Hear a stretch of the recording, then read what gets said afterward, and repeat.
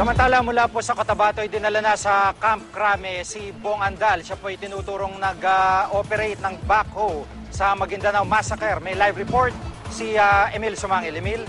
Magandang hapon, Jiggy. Napakahigpit na seguridad ang ipinatupad ng PNP CIDG.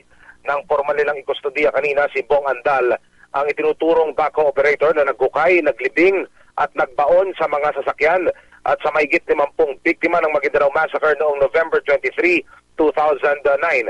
Alisunod, Jiggy, sa kautosan ng Quezon City Regional Trial Court, mula Cotabato City, itipid si Andal sa Quezon City Jail Annex sa Camp Bagong Diwa sa Taguig habang dinirinig ang kaso. Hindi bababa sa 50 mga kagawad ng CIDG Special Reaction Unit at Detection and Special Operations Division ang nagbigay seguridad kay Andal. Ang sunduin nila ito sa NAIA Terminal 3 mula Davao City. Kulang kalahating oras lamang nagtagal ang biyahe, Jiggy, ng convoy na patungo sa CIDG headquarters sa Campo Crame.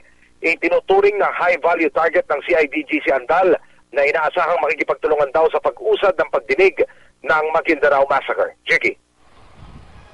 Maraming salamat, Emil Sumangil.